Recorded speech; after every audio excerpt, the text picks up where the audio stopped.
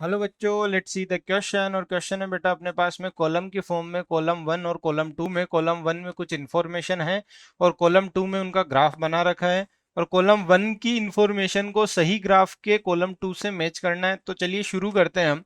तो बेटा हमारे पास जो है, आप देख सकते हैं कि ए जो है उस ए में क्या दे रखा है। ए में अपने को ग्राफ बना रखा है 1/v² वर्सेस पी का। यानी 1/v² कहाँ पर प्रेजेंट हो गया अपने, 1/v² बेटा प्रेजेंट हो गया अपने पास में वाई एक्सिस पे हो गया।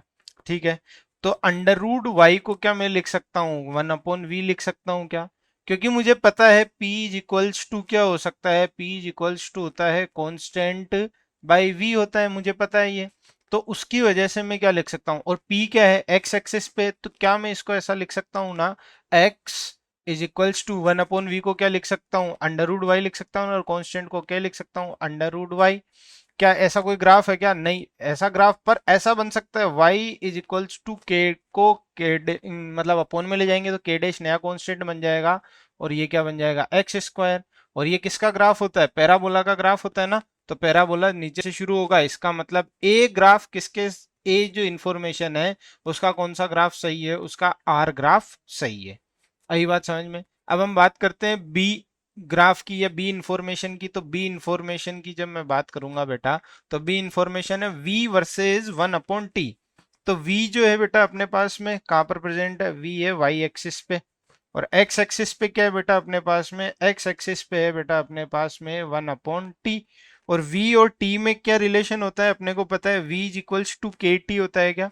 तो इसे मैं लिख सकता हूँ v is equals to k T लिख सकता हूँ क्या? तो यहाँ पर क्या बन जाएगा मेरे पास में, ये बन जाएगा ग्राफ मेरे पास में y is equals to constant k upon x, ये वाला ग्राफ बन जाएगा क्या? और इसका ग्राफ कैसा हो सकता है, इसका ग्राफ देखो, ये दोनों एक दूसरे के इन्वर्सली प्रोपोर्शनल हो गए y और x, और y और x इन दो एक दूसरे के इन्वर्सली प्रोपोर्शनल है, यहाँ पे s में दिख रहा है। तो b इंफॉर्मेशन के लिए कौन सा ग्राफ सही है, s ग्राफ सही है।